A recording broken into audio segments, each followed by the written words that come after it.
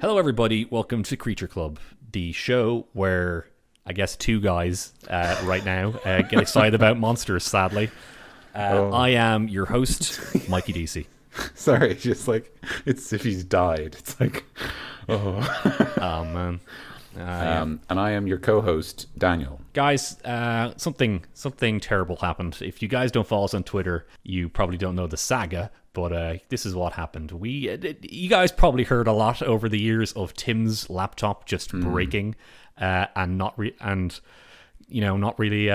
doing too well on its last legs. But sadly, the other day, I think it kicked the bucket for good, I'd say. Yeah. And he was taking care of most of the editing work, and we had a homebrew episode all recorded, and I think we were able to salvage it, but we can't get it out just now. Yeah. But sadly, because of that, Tim might not be able to join us for another couple episodes in the future. So everybody just send good vibes his way, and hopefully he'll be back very soon. Yes. But right now, I guess we're going to try and keep this boat floating. Just a Mikey and Daniel picture, or audio. There's no picture on this. We're going to keep going with Creature Club. Keep going with the demons. What do you think, Dan? Keep on keeping on. Yeah.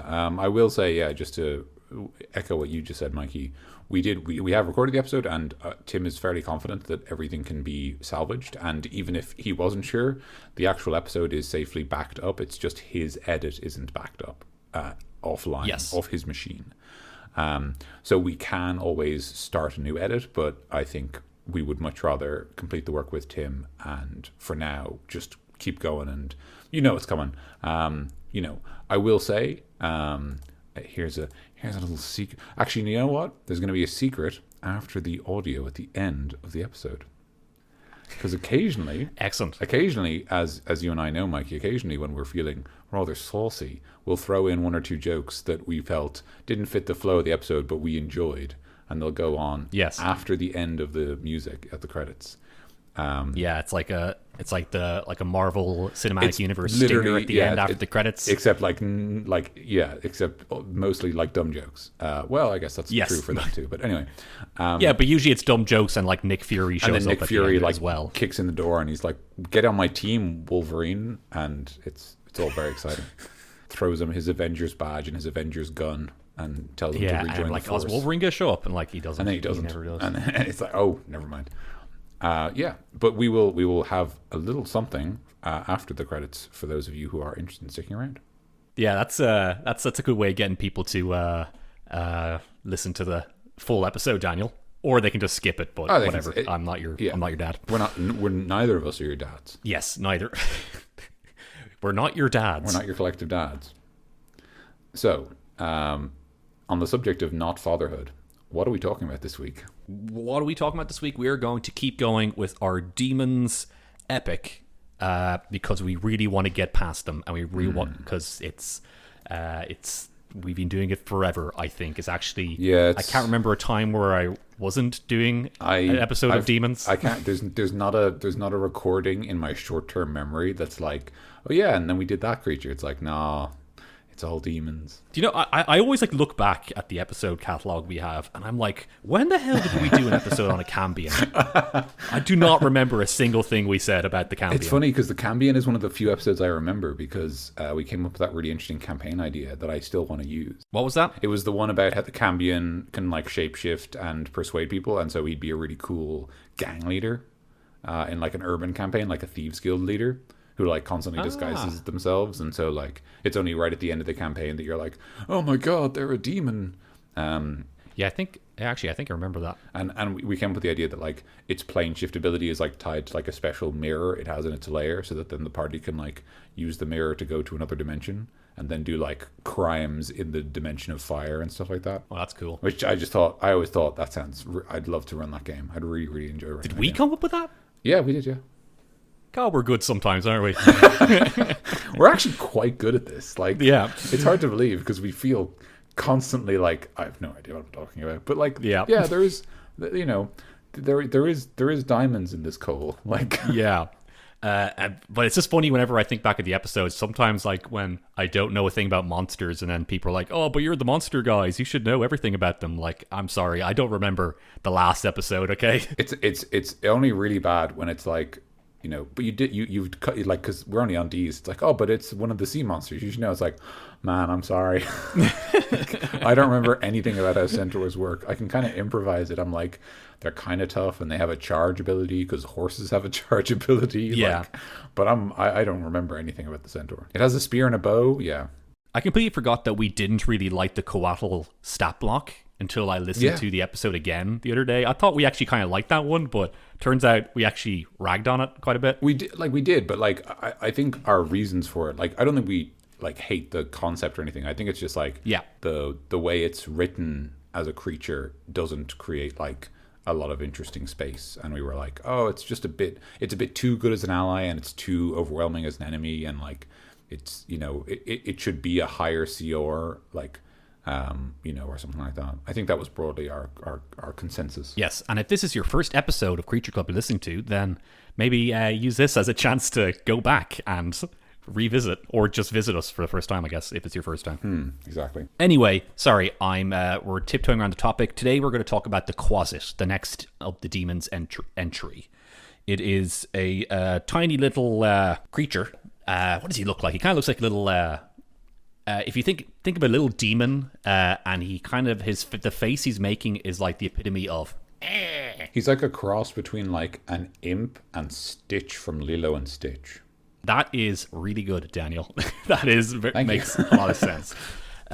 He's just a tiny little creature, and this guy has been in D&D since the first Monster Manual, 1977. Yes, he's been in every edition, although he's. It's never been very heavily detailed.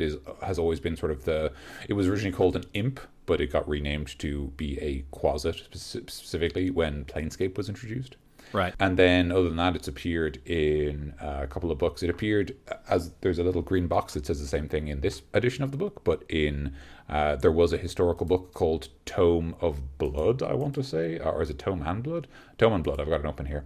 Tome and Blood, where it introduced the idea of having the Quasit as a familiar, which is interesting. It's got similar enough abilities, although it's a little more detailed. This is from 3rd edition, which had a lot more formal rules of how things worked.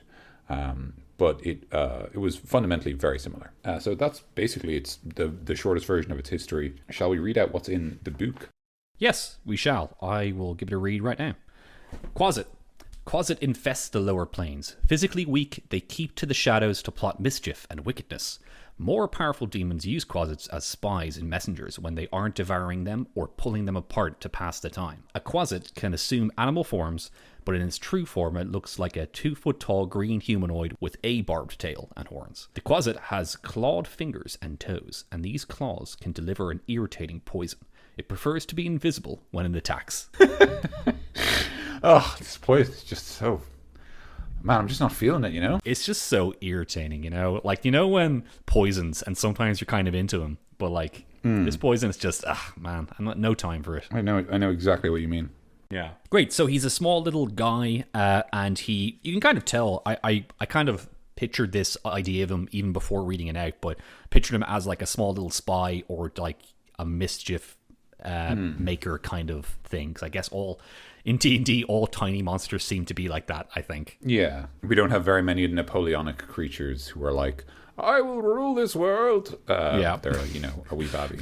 They mostly stick to type.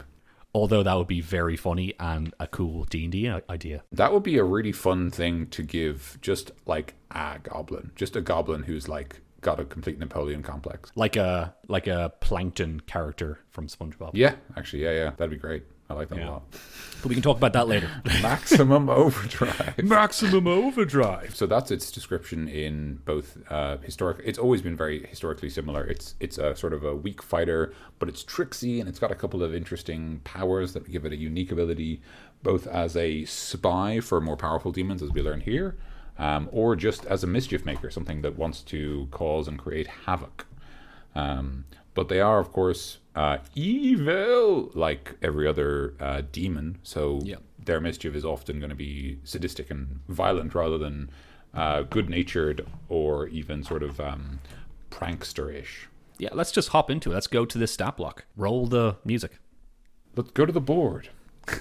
There's a board now? Yes, there's a board and there's a dessert town and there's a. It's all here. It's all in front of us. It's all to play for. It's all part of the canon. It's all part of this canon. This Get in. strange canon we put together.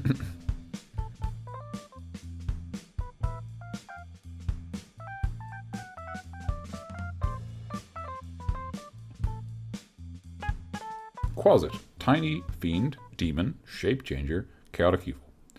So that's interesting. That's the shape changer tag that we've seen on the doppelganger, which we've covered in a previous episode, and we may have seen it on another monster or so. But off the top of my head, doppelganger is the first one I think of. But obviously also werewolves and stuff like that are shape changers. Yes. Armor class 13, hit points 7, which is 3d4, which is interesting. I guess it is it's a very small creature. It's tiny. It's got a 40-foot speed, so it's actually faster than the average adventurer, which is interesting. Strength of 5, dexterity of 17, con of 10, intelligence of 7, wisdom of 10, and charisma of 10. So it's quick, not very smart, but it is kind of canny, and it's not sort of it's able to maybe hold its own in an argument and sort of persuade its case. Skills, it has one skill, which is stealth, which is at a +5.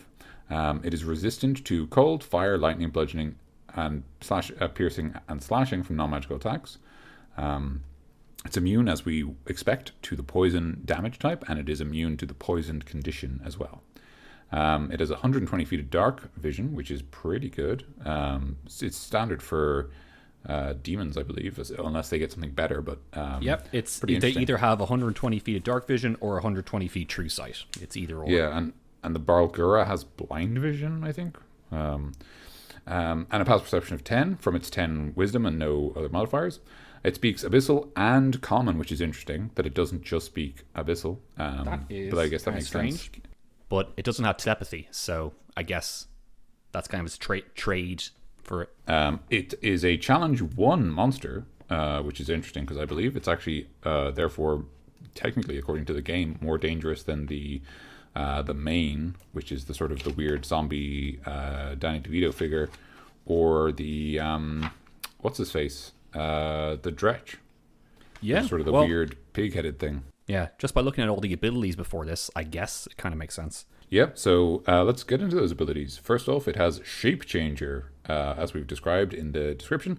It can use its action to polymorph into a beast form that resembles either a bat, which gives it a speed of 10 feet but a fly of 40 feet, a centipede, which gives it a speed of 40 feet and a climb of 40 feet, or a toad, which gives it a speed of 40 feet and a swim of 40 feet. Or back into its true form. Its statistics are always the same in each of these forms, except for the speed changes noted, fair enough. Any equipment it is wearing or carrying isn't transformed. It reverts to its true form if it dies. So that's interesting. That's like the, I think it's the most commonly the werewolves who have the rule of when they transform, they don't change their gear, which is obviously because when you transform into a werewolf, normally like your clothes rip as you transform into this hulking monstrous form and all that. Yeah. Magic resistance. The Quasit has advantage on saving throws against spells and other magical. Sorry, I was just thinking about the scene in What We Do in the Shadows. Take off your jumper. Your mum knit you that. Oh my god, yes. Oh, if you haven't watched What We Do in the Shadows, I would highly recommend it. It's, great film. It's so funny, and it's one of those movies where I was like, oh, I don't know if I'd really enjoy this, because it's kind of this like mockumentary, and I was like, oh, I don't know. Sometimes these are a bit like crap, but it was actually really, really good and so funny. Yes. And really enjoyable, and like, yeah, it's excellent. It's on Netflix, I think, so check it out. I think it is, yeah. Or at least it was for a while. Actions. Do you want to start us off there, Mikey? Yeah, I got it. Claws. Bite in beast form. Melee weapon attack, +4 to hit. Reach 5 feet, 1 target. Hit 5 or 1d4 plus 3 piercing damage. And the target must succeed on a DC 10 Constitution saving throw or take 5 2d4 poison damage and become poisoned for 1 minute. The target can repeat the saving throw at the end of each of its turns, ending the effect on itself on a success. So there we go. Kind of like as it said in the description, he has a bit of a irritating poison when it hits you. Irritating poison. And it will be a bit irritating because I think you get disadvantage on your attacks if you're poisoned. Is that right? Yeah. Disadvantage on, I think, attack rolls and ability checks, but not saving throws, because then it makes it easier to resist not resist the poison later. That is irritating. I'm really PO'd at this poison that this guy did on me. Scare, one a day, because always just get 1 scare a day, guys. That'll keep your They'll keep you regular. That's true, yeah. One creature of the Quasit's choice within 20 feet of it must succeed on a DC 10 Wisdom saving throw or be frightened for 1 minute. The target can repeat the saving throw at each of its turns with disadvantage if the Quasit is within line of sight, ending the effect on itself on its success. Okay, so it can scare you. It can give you. It can make you frightened, which is kind of interesting. Kind of a not exactly strange. I can kind of see it being a thing, but it's a unique thing to put in there, especially compared to I agree. a lot of the other demons. And finally, invisibility. The Quasit magically turns invisible until it attacks or uses scare, or until its concentration ends, as if concentrating on a spell. Any equipment the Quasit wears or carries is invisible with it. So, as it said, it likes to attack when invisible. That kind of goes with the spy side of it, where it wants to spy on the adventurers, but it stays invisible doing so. Yeah. I guess it suits thematically what he's supposed to be. Either a trickster or a spy, whatever you want. And that's it. That's the stat block. How does this stat block look to you, Daniel? I think it all adds up. It's interesting that it's such a low-level creature, but it still has that resistance to non-magic weapons. That's interesting. It might just be that might have just been a simple thing of this creature has so few hit points that if we don't do this, it will always die in 1 turn. Yeah. Whereas this way, it effectively has 14 hit points. Given that sort of the kind of area, like the level range it's going to be fighting the party in. Realistically, it has about 14 hit points, except if the party use like radiant or necrotic damage or something like that. Yeah. I'm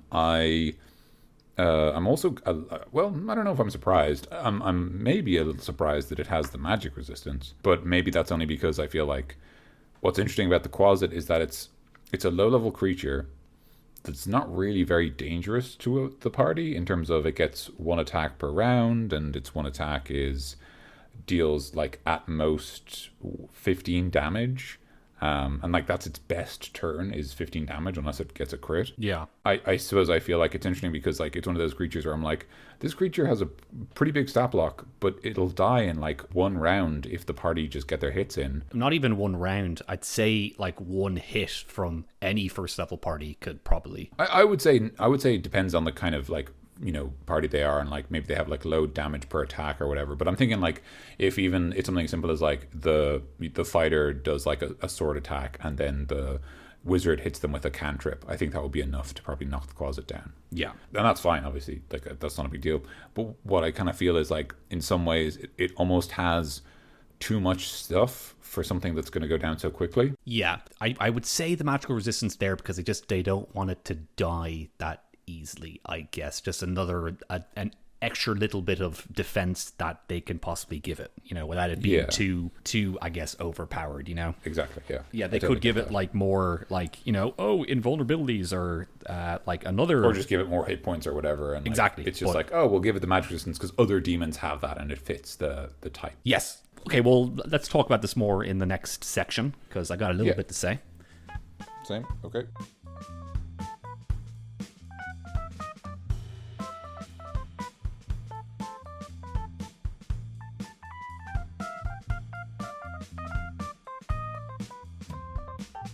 Welcome. Hello. You're here. Hello. Welcome to. You finally arrived. The Desert Town section. I am Mikey DC, and this is my co-host Daniel. Hello. And we are here to talk about the Quasit.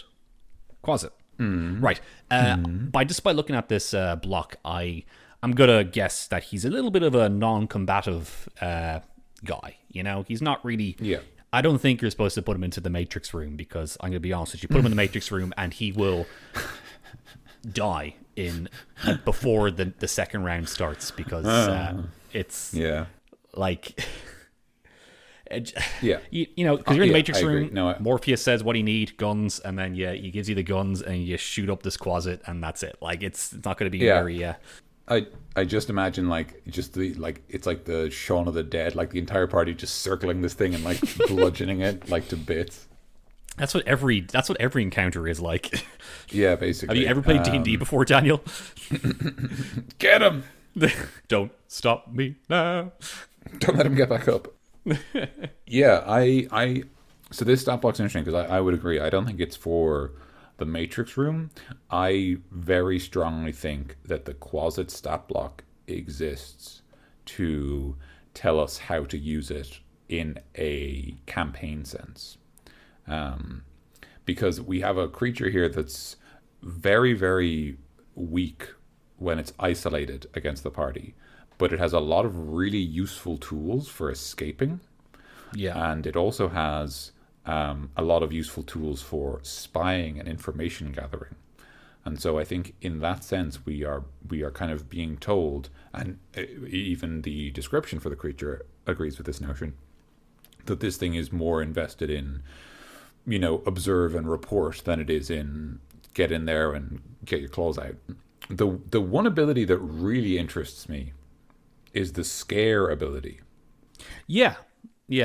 I just don't really understand why he has it there, but I guess I kind of understand what we just talked about, like design wise, where he needs some things to escape. And if, let's say, if you spotted him spying on you and you're like, get him, and then he scares one of your guys, like, oh no, I can't, and then he, like, you scared the wizard or the ranger that can attack him far away, and then he runs away after they're scared. But I just, like, what's the flavor of that, with the scare? Does he have like an ability where he scares you, or because like not all the demons have that kind of ability, That's exactly the point I was going to make, Mikey, is that like this is I think it's literally, I'm just going to double check, it's literally the smallest demon in the monster manual. It's tiny, as in it's the same size as a house cat, and it's also the only demon that has a specific scare ability. Now, in fairness, there are demons on the same 2 pages. The Nalfeshni has the horror nimbus, which has a similar function where it scares people in an AoE. But like the mains, which is like the zombified corpse, doesn't have a scare ability, and like that's actually, like, I imagine that would be unsettling to a normal person. And even something like the Garistro and the Glibrizu, who are both these massive, horrifying, like actual like demon ass demons, like they do not provoke the same response. And so. I kind of understand that maybe notionally it's both a power that is useful to the Quasit, and also it's a like callback to its previous stat blocks. Where I think for example, in this Tome and Blood, which is the 3rd edition book that describes how to use them as a familiar, it mentions that they do have the ability to once per day cause fear, like per the spell. So I think the idea is like, historically the Quasit spell list was like invisibility, cause, fear, and like detection powers, like for detecting good creatures and detecting magic and stuff like that. And so they were like, oh well, it makes sense then to have it so that it has like a scare ability that's like it using cause, fear. But yeah, I agree with you in the sense that like there isn't really a description for like why this one creature is scary. Yeah, because like I guess that scare is for your player characters. It's for scaring your player characters who are the heroes, who everything else beforehand hasn't really scared them. And let's say if you went through all these demons in order, none of them have, except for maybe the Nalfeshni, have scared them so far, even though to a regular peasant they would all be horrifying, every single one. Pretty much everything in this book would be horrifying to them. But this Quasit has the ability to scare them even more so than the rest of these guys. But I guess it would just make more sense, just if you're going to use it, flavor wise, it will make more sense for it to just be kind of like a spell or an ability that it has, where it just kind of like can stare into your soul and then like cause like a magical fear effect on you. But that's kind of all. That's a bit flavor though. You can kind of do that whatever way you want, but that's what makes sense to me. I will also add we could be, just what you said there, Mike. You kind of gave me a bit of an idea. Is like you said, like these demons in order, but like maybe we should be like, oh well, the Quasit is such a low challenge monster that in some ways it might be the first demon that the party face.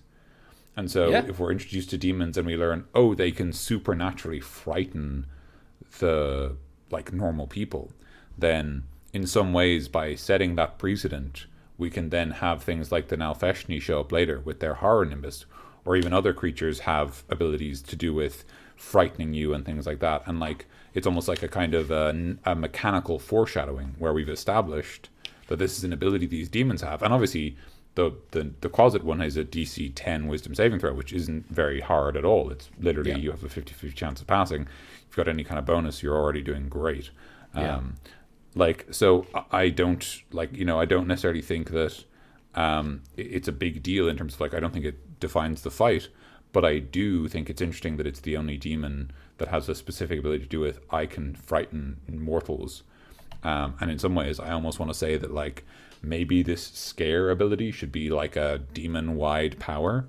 You know what I mean? Yeah. All demons, and then that's even weirder because it's wait. If it's just going to be a thing that everything has, shouldn't it just be the demon makes an intimidation check and everyone else rolls a wisdom saving throw and everyone who fails becomes frightened? Isn't that probably sensible? Isn't that how actually becoming scared would work against a demon, that it attempts to intimidate you and the weak-hearted fail? So then you start asking a lot of complicated questions that I don't know the answer to. Yeah. But my instinct says I actually, to be honest, because of the way these stat blocks are arranged, I kind of prefer that. I kind of prefer the idea of just saying, oh, well, these demons will just be, they'll just make intimidation checks, and, everyone within a number of feet equal to their charisma score, and this is me, this is how I would do it, a number of feet equal to their charisma score has to make a wisdom saving throw, opposed to their roll, their intimidation roll. And then if they pass, they are fine. If they fail, they're frightened until the end of their turn or something like that. Right. It's kind of cool way of doing it. It feels like a much more natural thing. And then the other thing is that if you set that precedent, you can also say the party can do it, and that's kind of cool. And you can also say that every monster can do it, and that's also kind of cool because tying intimidation to charisma does a lot of cool things. It makes angels really intimidating, which makes sense and is thematic and cool, and that's just the idea of an angel showing up and literally making the bad guys shit themselves because it's so terrifying and powerful. Yeah. I'm that sounds awesome.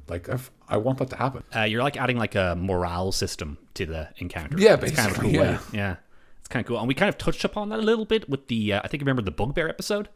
Yes, where we talked about that for some reason it had intimidation as a skill, and we're what if we use that somehow?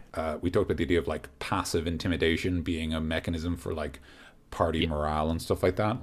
Which I still think is a cool idea. But what I was thinking with the Quasit though, because my first thing of using a Quasit is for a later level party. If you're fighting a Nalfeshni or a Glabrezu or a Garistra, one of the big guys, I was thinking about using these guys as minions, basically little guys who would follow around and who would complicate the fight a little bit.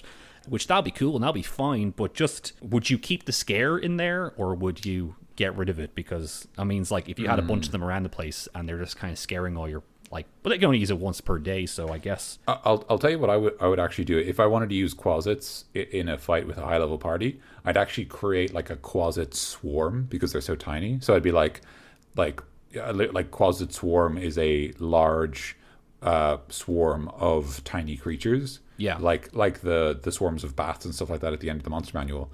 And I would literally just have it be that everything in the AoE, everything within the swarm itself, makes the wisdom saving throw against being frightened and stuff like that. Yeah. Or maybe you can have something like the Horror Nimbus for that. If it's a swarm and loads of them. That'll be kind of cool. Oh, that'd be interesting if you said the swarm was constantly around the Nalfeshni or whatever demon boss you're using, and then the swarm gives it cover and gives it a fear-like aura. Ooh, and then it can point at someone and have the Quasits swarm them and attack them all at once.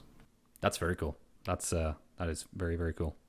Because I kind of wanted to put wings on this thing to make it very impy, or fly wings, insect wings, because I can kind of picture them buzzing around, But that is kind of like the Kazmi, but that's large though. So it is large, but still, I get you.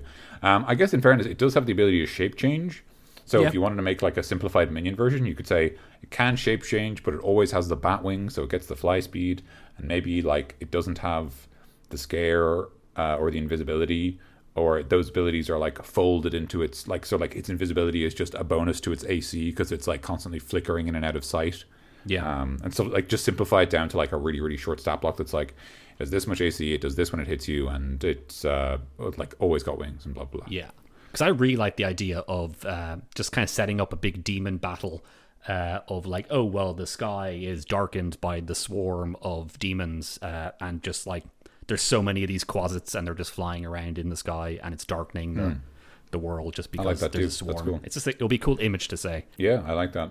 Ooh, you could even do that thing like the that could even be an interesting setting for part of the world, like the weird bat creatures in Gears of War. Do you remember that? The krill. Yes, the krill. Well done, well remembered. When if you don't recall, and like, dude, I completely understand why. Yeah. In Gears of War game at night, this big kind of swarm of man-eating creatures came out called the krill, and they could like devour a man in seconds, in like an absurdly short amount of time.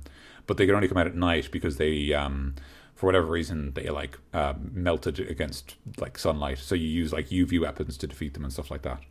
So you could do something like that where like when there's a blood moon in a certain town, like the sky fills with Quasits for one night. Yeah. And anyone not indoors gets devoured. Yeah, and you can kind of complicate or irritated to poison. Yes, you just get poisoned, slightly irritated by the poison. But maybe you can complicate an encounter by you have to like, because in Gears of War, you have to stay under like lights and you have to be in light when you're going through where the krill is, and if you're in darkness, then you die. Like, it'll be cool if you can do the same thing here, where you probably need light, and if there's no light, then just make light. You probably have like plenty of fires and stuff like that. Yeah, and even torches. Yeah, you have you start off with like 50 torches that you'll never ever use ever, and you have dancing lights as a cantrip. You have so many tools at your disposal. Somebody will have something. Just use that, and then maybe when let's say if you're fighting like a Nalfeshni in the darkness, he's trying to knock away these like torches that you have or something. Maybe he's trying to like make it dark for you to get devoured, and you might not get devoured instantly, but it will hurt you quite a lot. I'd say. You just start taking damage every turn or whatever. Yeah, and that's cool. That's very cool. Yeah, that is cool. So yeah, like I think the Quasit's like a pretty interesting stat block. I feel like I ragged on it a bit just because I feel like it's a really interesting mixed bag, but I do actually like it overall. And actually, one thing I really like is this green box here that describes how the Quasit works as a familiar. Yeah. So will I just read that out verbatim just to set the tone, and then we can talk about it? Of course, go ahead. Great. Okay, so mortal spellcasters interested in extraplanar familiars find Quasits easy to summon and eager to serve. The Quasit plays the part of the obsequious servant. It serves its master well, but it goads the mortal to greater and greater acts of chaos and evil. Such Quasits have the following trait: familiar. This Quasit can serve another creature as a familiar, forming a telepathic bond with its willing master. While the two are bonded, the master can sense what the Quasit senses as long as they're within a mile of each other. While the Quasit is within 10 feet, this is very good, of its master, the master shares the Quasit's magic resistance trait. At any time and for any reason, the Quasit can end its service as a familiar, ending the telepathic bond. So I really like that because it's a very powerful ability. Like the fact that you can just get magic resistance by having your familiar nearby is very powerful, especially if you gave that to a player. Yeah.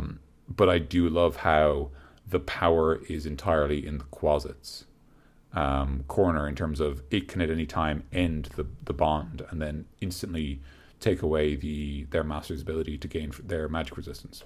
Yeah. There's a nice dynamic there where the spellcaster is the one who summoned the creature, but the creature is the one who has the power to end the bond at any stage and thereby sever their master of any benefit. Yeah, that's very cool. I like the idea of a Pact of the Chain warlock using one of these guys, and it's kind of like maybe like a strange foreshadowing where you have this guy following around your warlock as a familiar, and you know that he can go any time, but he's staying there, and it's kind of like.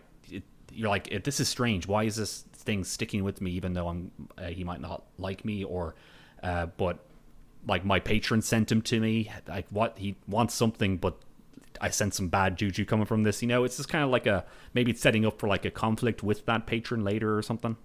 What was I trying to say there? I don't know, but Packs of the Chain Warlock. Use them on that. It can be cool. That can be a cool dynamic. I really like the idea of this familiar being the familiar of your big bad or one of your big bad lieutenants.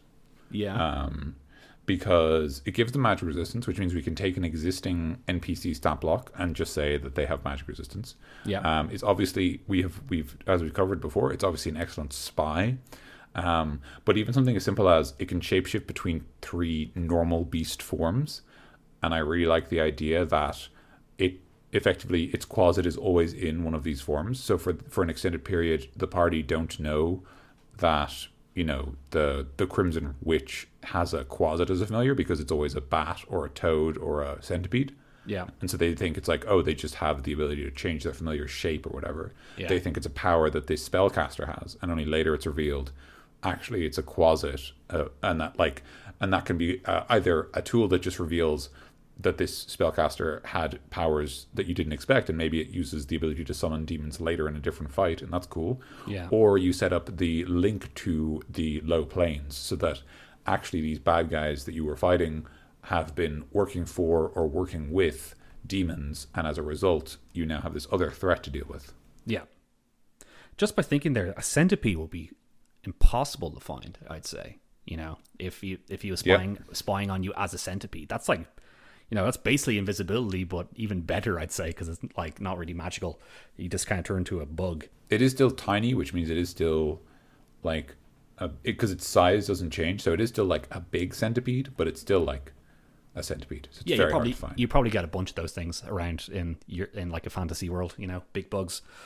Yeah, I assume if you're not in like a well-lit room with no furniture, it would be very easy for the Quasit to turn into a centipede and disappear. Yeah. Like it could even just climb under a couch. You know what I mean? Like, oh yeah. And it's like you're never going to check under there. Like, yeah, even though your TV remote's in there. Yeah, and you'd never know. And $5. Yeah, I like it as a familiar. I think it'd be an interesting one for your bad guys. Yeah. Just to, especially if, for example, they are a character who, because it does describe how the Quasit goads them onto greater acts of evil and chaos. Yeah. I think there's an interesting notion there where we start with a sympathetic bad guy and make them less sympathetic as a result of the Quasit's influence. Yes. There's an interesting arc there. Yeah. Also kind of gives you, there's a reason now for why your big bad might know a lot of information about the party, Yes. Because, how come you know so much about it? It's like, my Quasit was following you the entire time. Like, whoa. Yep. Oh no, man. Whoa. Maybe you can set up after you defeat the sympathetic baddie. It can be like, actually, turns out demons are there too, demons and you're fighting bad. You're fighting a bigger threat after that. Yeah.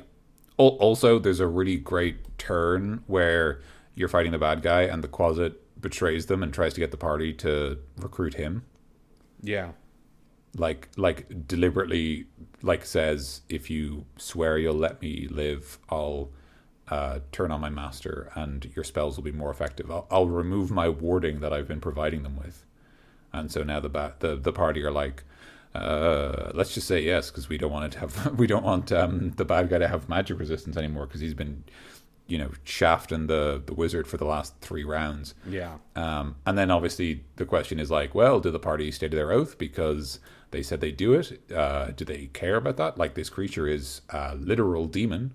And it would betray you in the same circumstances. Are you the same as it? Are you better? Are you worse? And that's an interesting question. Even if it's a small one, that's an interesting question just to ask the party. Do you let this creature go?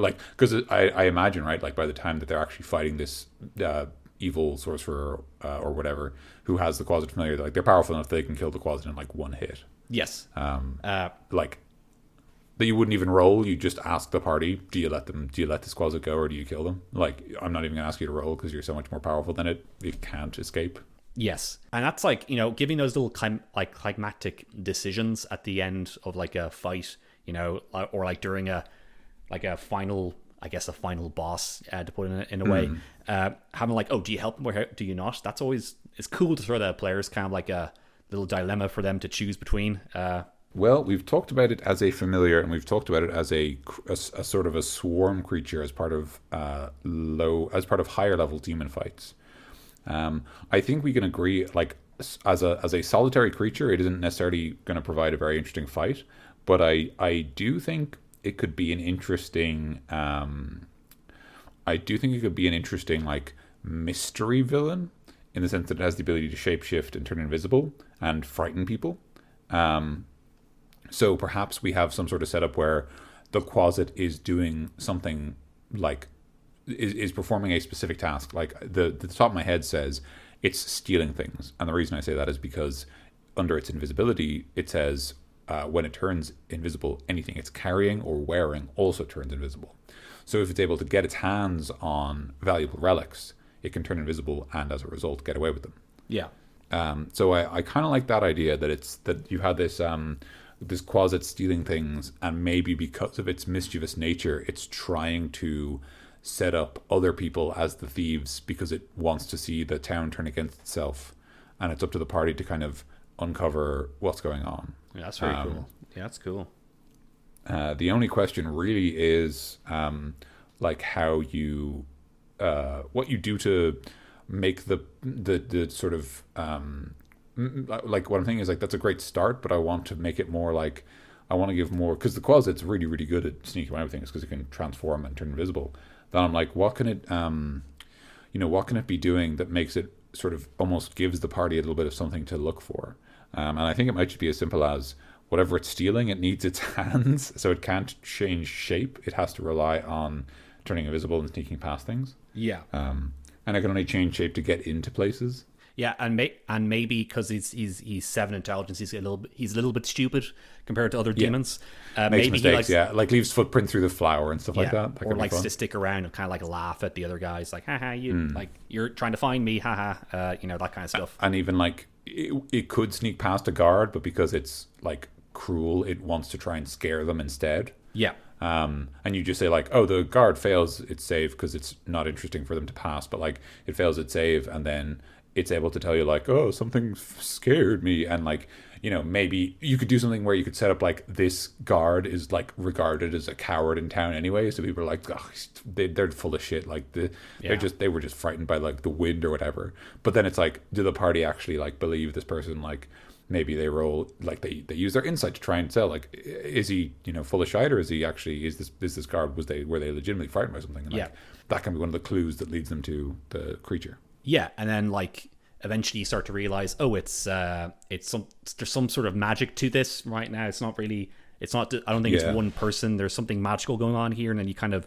maybe know what to look for now, and then that kind of train of thought can lead you to a supernatural creature like a Quasit, And if you want to like set up some other stuff to like help like a great thing to do that would both help the party and also kind of set up further adventures would be like have another creature from like an opposing force show up and like basically like help the party and kind of rat the Quasit out. Like I'm thinking like either like a fey sprite or a blink dog or something like that, like a creature that's like good and it's like kind of solid. It's like a like not necessarily powerful enough on its own to really like threaten the Quasit, but that it's able to tell the party what's going on, and it has this kind of supernatural knowledge because it's from another plane or whatever. Yeah.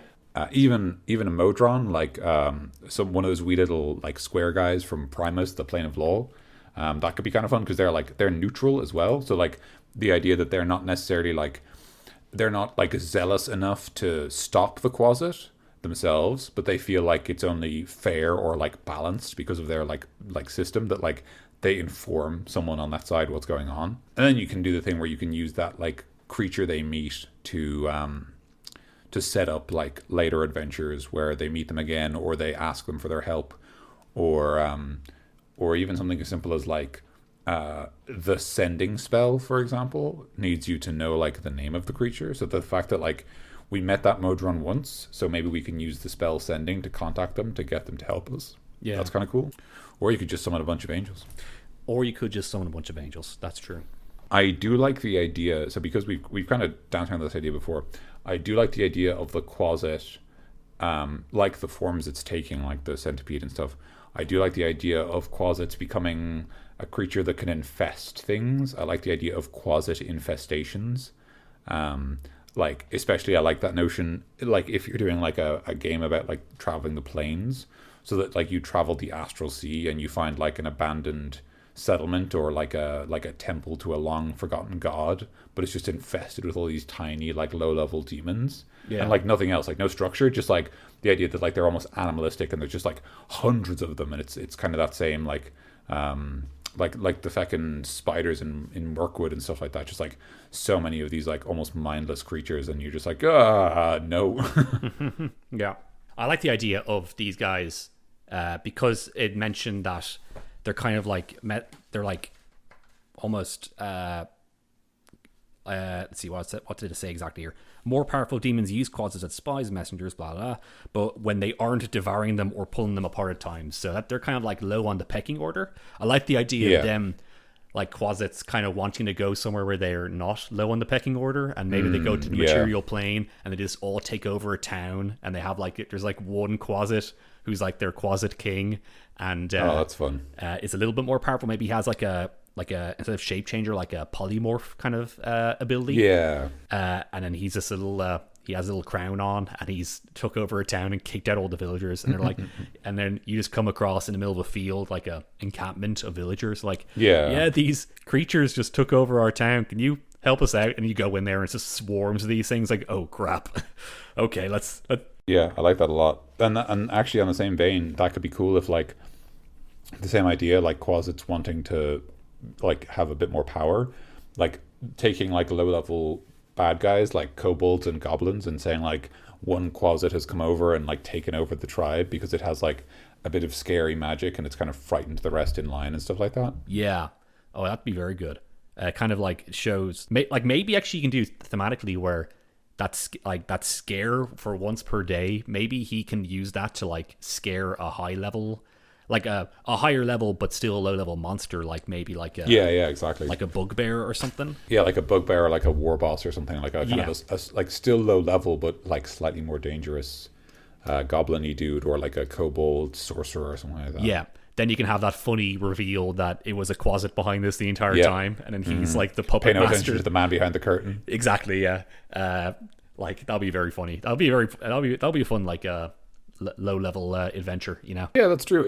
And it could do that fun thing where like again it sets up the notion of like there are other planes and they have their own pecking orders and stuff like that, and like these creatures can get around and you can use it to, you know, like you could have someone be like, oh, that's weird, how did a Quasit get through? Does that mean that there's some place demons are able to get in? Because like that's bad news. And you could use that to lead into a campaign, or you can just be like, no, it was just a random, you know, magical mishap, and now there's a single Quasit and it's not a big deal, and you could just move on and do your adventure about becoming the best like baker or whatever. Yeah, where you fight men for the rest of the campaign. Yeah, the greatest monster of all. Monster of all. Yeah, that's what I plan to do. Where everyone fights a bunch of demons. All these demons defeat like 10 Balors in one turn, and at the end, just a guy comes out, just goes like, and he's like, "Well done, but I'm the greatest enemy. I am man." And then like, I'm man. The Dark Souls health comes up in the bottom where it just says man. And then you have to fight in him. all caps. He's just a naked dude, a bald naked dude, has no weapons. And he keeps rolling like in Dark Souls. Yeah. He just punches you and obliterates you, and you're like, oh, all right, well done. Very good reveal at the end, Mr. DM. Oh, it was really good. I really enjoyed that. Yeah. Kind of a strange ending, but you know what? Conceptual. I can dig high it. Concept, yeah. Oh, man.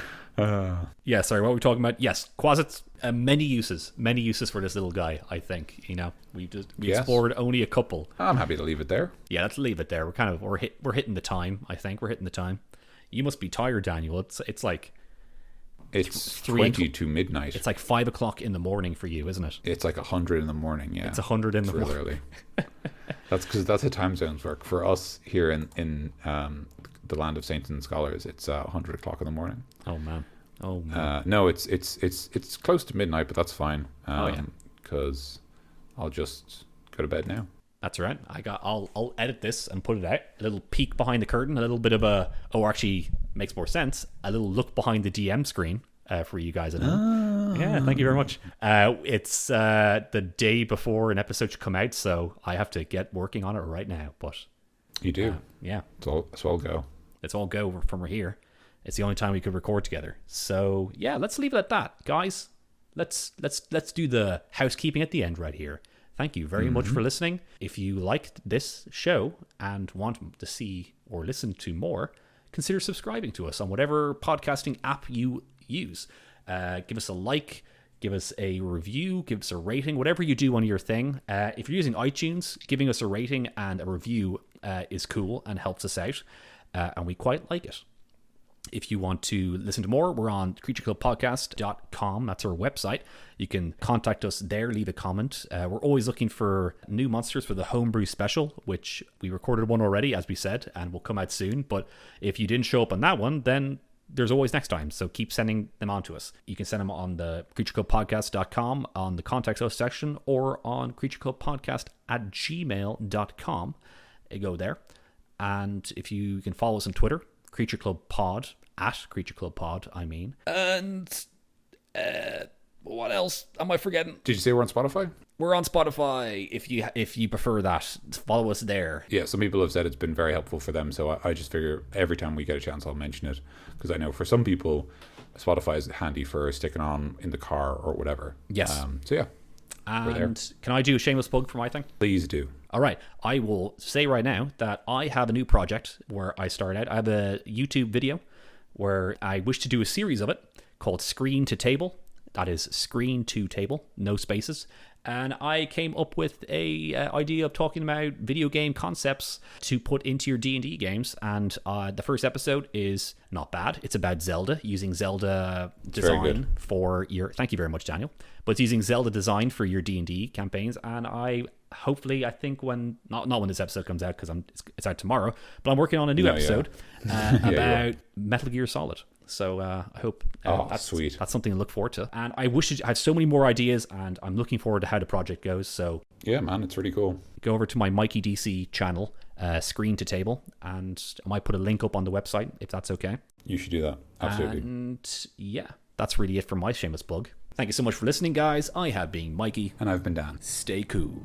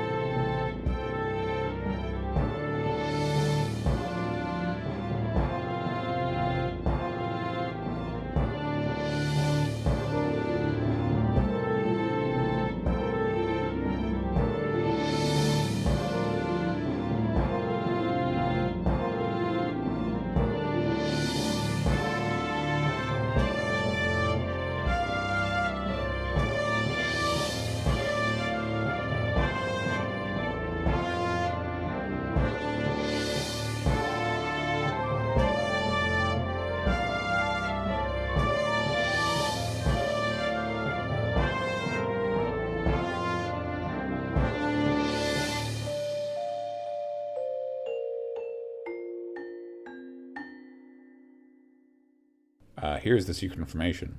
The handout, I suppose, that we create to go alongside the Creature Club Homebrew Special is actually already out on the DMs Guild. And some people have already found it, which is weird because I didn't mention it anywhere. This is the first time it is getting public recognition.